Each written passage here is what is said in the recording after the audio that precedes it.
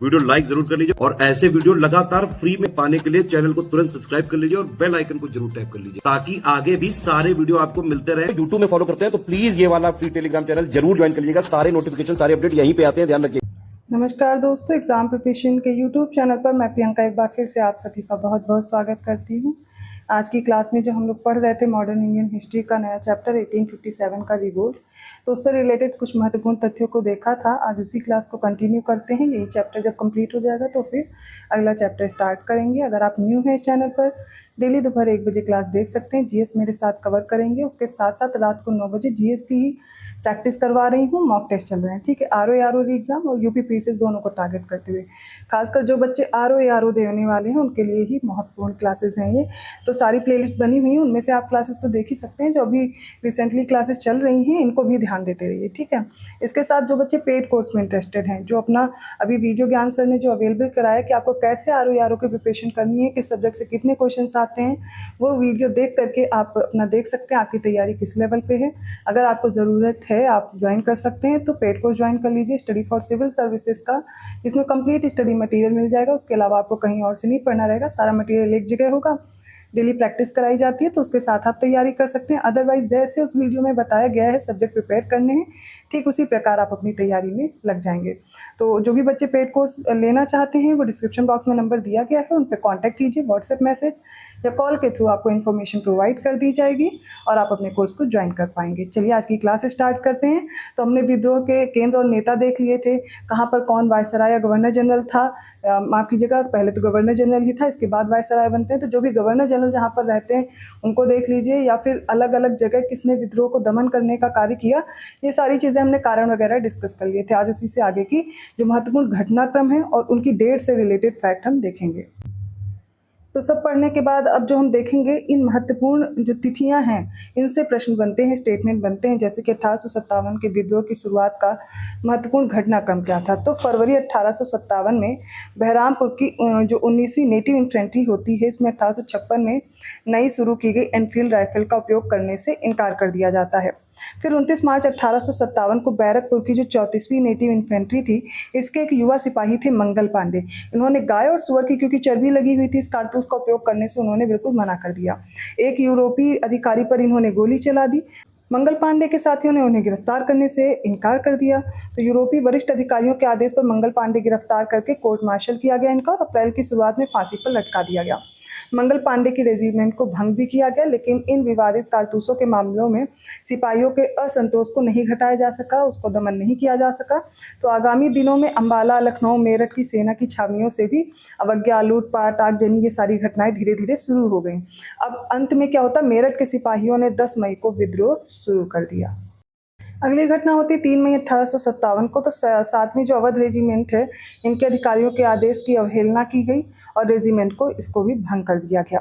10 मई 1857 को 3वीं cavalry regiment के सिपाहियों ने खुले विद्रोह में भाग ले लिया, अपने अधिकारियों को गोली मार दी, अपने गिरफ्तार सिपाहियों को वहां से बचाया जिन्होंने पहले चर्बी वाला कारतूस इस्तेमाल करने से मना कर दिया था, और दिल्ली की ओर ये सब मिलकर के चल पड़े। यहाँ से कई प्रश्न ये बन जाते हैं कि किसका कहाँ से संबंध था। तो जैसे नत्थे खां जाते हैं तो इनका संबंध टीकमगढ़ की रानी से था। तो ग्वालियर घराना के ख्याल के क्लासिकल संगीतकार थे। 1857 के विद्रोह के दौरान सलुम्बर के ठिकानेदार केसरी सिंह ने भी तात्या टोपे की सहायता की थी। अगले मदारी पासी, अगर आपसे यहाँ पे बीच में मदारी पासी का दे दिया जाए स्टेटमेंट कि ये 1857 के विद्रोह से जुड़े थे, तो ये गलत हो जाएगा, क्योंकि ये किसान आंदोलन से संबंधित थे। 1921 और 1922 में जो अवध प्रांत के किसानों के हित में मदारी पासी और सहदेव, इन्होंने एक आंदोलन चलाया था। याद रखिएगा, मदन मोहन मालवीय ने 1916 ईस्वी में भारतीय उद्योग की अलग से रिपोर्ट भी प्रस्तुत की थी। कुछ विद्रोह जैसे क्रोनोलॉजी में लगाने के लिए आ जाते हैं। तो अवध प्रांत को सैनिकों का पौधशाला कहा जाता है। मेरठ षड्यंत्र कब हुआ, तो 1929 से 1933 में भारतीय कम्युनिस्ट पार्टी के सदस्य इसमें शामिल थे। मेरठ में हुआ था 1857 का विद्रोह, लेकिन मेरठ षड्यंत्र अलग है, ये ध्यान दीजिएगा। रिपन ने कहा था ढला लौ नौकरशाही हमेशा नहीं चल सकता है, और वाल्मीकि आंदोलन का प्रमुख केंद्र सतारा था। ठीक है, 1857 के बाद भारत छोड़ो आंदोलन एक सबसे बड़ा गंभीर विद्रोह था। इसका कहने का मतलब ये कि 1857 खुद में एक बहुत बड़ा विद्रोह था, और ये लिनलिथिगो ने कहा था। बंगाली कवि थे नवीन चंद्र सेन, इन्होंने प्लासी के युद्ध के परिणाम को एक स्थायी दुख भरी रात कहा था। दिसंबर 1856 में सरकार ने पुराने लोहे वाली बंदूक ब्राउन बेस के स्थान पर एक नई एनफील्ड राइफल लाया। इसके प्रयोग करने का निर्णय लिया गया, तो इसका प्रशिक्षण डमडम, अंबाला और सियालकोट में किया जाना था। तो 29 मार्च 1857 को बैरकपुर में सैनिकों ने चर्बी वाले कारतूसों के प्रयोग से इनकार किया, और सैनिक थे मंगल पांडे, इन्होंने अपने एक एजुडेंट थे उन पर आक्रमण करके उनकी हत्या कर दी थी। अंग्रेजों द्वारा वे 34वीं इन्फेंट्री से थे, तो 34वीं जो एनआई रेजिमेंट थी वो भंग कर दी गई और अपराधियों को दंड भी दिया गया। तो 1857 की क्रांति का प्रारंभ कब से हुआ? 10 मई को हुआ था मेरठ से। तो ये मेरठ षड्यंत्र अलग है और 1857 की क्रांति अलग है। 10 मई को शुरू हुआ। विद्रोहियों ने 12 मई 1857 को दिल्ली पर अधिकार कर लिया। यहाँ से बहुत इंपॉर्टेंट प्रश्न बनता है कि दिल्ली पर कब अधिकार किया। तो सबसे पहले इन्होंने दिल्ली पर ही अधिकार किया था, अगर क्रोनोलॉजी में आए कि कौन कौन सी घटनाक्रम कैसे हो रही है। तो 10 मई को मेरठ में शुरू हुआ विद्रोह, 12 मई 1857 को दिल्ली पर अधिकार होता है। बात करते हैं रानी लक्ष्मीबाई की, तो इनका नाम था, जो मूल नाम था वो मणिकर्णिका था, और इनका जन्म हुआ था 19 नवंबर 1835 को गोलघर में, जो कि अभी वाराणसी में है। उनके पिता मोरोपंत झांसी के महाराजा गंगाधर राव के दरबार में गए, और रानी लक्ष्मीबाई का विवाह झांसी के महाराजा गंगाधर राव के साथ हुआ था। तो रानी लक्ष्मीबाई की समाधि कहाँ है अगर आपसे पूछा जाए तो ग्वालियर में स्थित है। झांसी में 4 जून 1857 को रानी लक्ष्मीबाई के नेतृत्व में विद्रोह की शुरुआत हुई। ध्यान रखिएगा कब हुआ, यहाँ पर जून में हुआ। 4 जून 1857 को विद्रोह झांसी में शुरू हो गया। आगे देखते हैं, जो अंग्रेज जनरल था ह्यूरोज, इसने लड़ते हुए 18 जून 1858 को इससे लड़ते हुए रानी जी की जो होती है वीरगति प्राप्त करती हैं ये।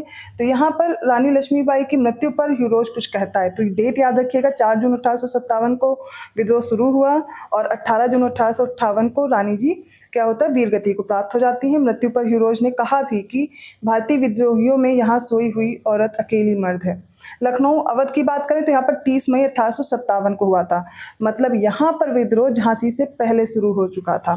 तो सबसे पहले 10 मई को शुरू होगा, 10 मार्च को शुरू होगा, माफ़ कीजिएगा, 10 मार्च से फिर 12 मार्च को पहुँचेंगे दिल्ली।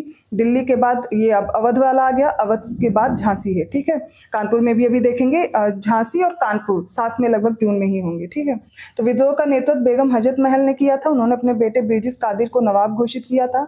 अंत में 21 मार्च 1858 को कैंपबेल ने गोरखा रेजिमेंट की सहायता से पुनः लखनऊ पर अधिकार कर लिया। तो 21 मार्च 1858 को, ठीक है, क्या होता है, अवध से ये जो विद्रोह है इसकी समाप्ति की जाती है। कौन करता है? कैंपबेल यहाँ से विद्रोह को दबाने का कार्य करता है। ध्यान दीजिएगा मैं क्या बोल रही हूँ। 5 जून 1857 को देखिए, जून में झांसी में भी होता है और कानपुर में भी। नाना साहब धोंदो पंत को पेशवा मानकर स्वतंत्रता की घोषणा की गई। नाना साहब को सेनापति तात्या टोपे से सहायता मिली थी, और अजीमुल्ला खां नाना साहब के सलाहकार भी थे, और अजीमुल्ला खां को क्रांति दूत के नाम से भी जानते हैं। तात्या टोपे को रामचंद्र पांडुरंग के नाम से भी जाना जाता है। इनका जन्म कहाँ हुआ? तो महाराष्ट्र में योला गांव में हुआ था। तात्या टोपे को भी फांसी दी गई थी इसकी वजह से 18 अप्रैल 1859 या 1859 को। आहुआ के ठाकुर थे कुशल सिंह। 1857 की क्रांति में अंग्रेजों और जोधपुर की संयुक्त सेना को इन्होंने पराजित किया था। तो आप देख सकते हैं एक अच्छे खासे क्षेत्र में ये विद्रोह फैल गया था। अगर सभी का समर्थन मिलता तो अंग्रेज कब का यहाँ से जा चुके होते। 1857 के विद्रोह को मिर्जा गालिब ने स्वयं अपनी आंखों से देखा था। इनका जन्म कब हुआ? तो 27 दिसंबर 1796 को आगरा में हुआ था। मृत्यु कब हुई? तो 15 जनवरी 1869 को दिल्ली में हुआ।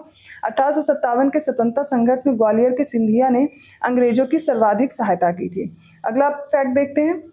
देखिए, दिक्कत तो यही थी, अंग्रेजों की कोई ना कोई सहायता कर देता था, अदरवाइज वो यहाँ से जीत ही ना पाते।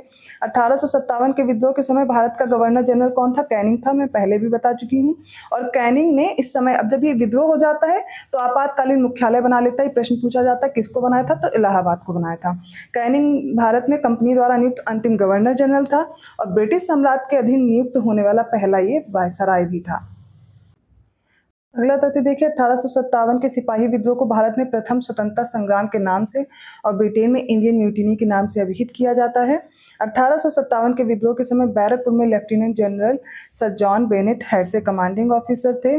और 14 सितंबर 1857 को अंग्रेजों द्वारा दिल्ली पर अधिकार कर लिया जाता है। इस क्रम में क्या होता है, किन की मृत्यु हुई, ये अगर आपसे पूछा जाए तो जॉन निकोलसन की इसमें मृत्यु हो जाती है। इसके अलावा लखनऊ में 1857 के विद्रोह के समय अंग्रेज रेजिडेंसी की रक्षा करते हुए हेनरी लॉरेंस और मेजर जनरल हैवलॉक और जनरल नील, इनकी मृत्यु हो गई थी। याद रखिएगा कौन कौन है, जॉन निकोलसन है, इसके अलावा हेनरी लॉरेंस है, मेजर जनरल हैवलॉक है, जनरल नील, इनकी मृत्यु हो जाती है 1857 के विद्रोह को दबाने में। 1857 के भारतीय स्वाधीनता आंदोलन के सरकारी इतिहासकार सुरेंद्र नाथ सेन थे, जिनकी पुस्तक है 1957 में ये प्रकाशित हुई थी। और सर सैयद अहमद खां द्वारा लिखित पुस्तक जो है असबाबे बगावत हिंद 1859 में प्रकाशित हुई थी। इसमें भी 1857 के जो रिवोल्ट के कारण रहे हैं उसके कारणों की चर्चा भी की गई।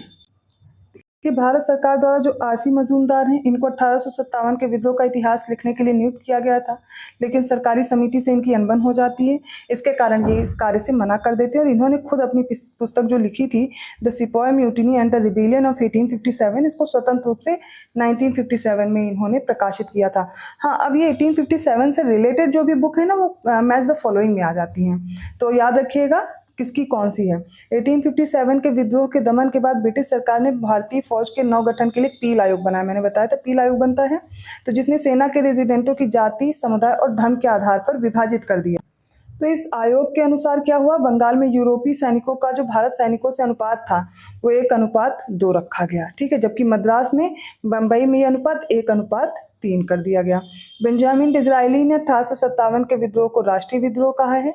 और भारतीय स्वतंत्रता संग्राम से जुड़ी घटनाओं का अगर कालानुक्रम आपके पास आता है तो आप कैसे करेंगे, तो कांग्रेस मंत्रालय से अगर इस्तीफा कब दिया गया, अक्टूबर-नवंबर 1939 में, याद रखिएगा। मुस्लिम उद्धार दिवस कब हुआ, 22 दिसंबर 1939 में। व्यक्तिगत सत्याग्रह से प्रश्न पूछे गए हैं तो 17 अक्टूबर 1940। प्रत्यक्ष कार्रवाई दिवस 16 अगस्त 1946 को हुआ था। और 1857 की क्रांति तो आप देख रहे हैं कब से शुरू हुई।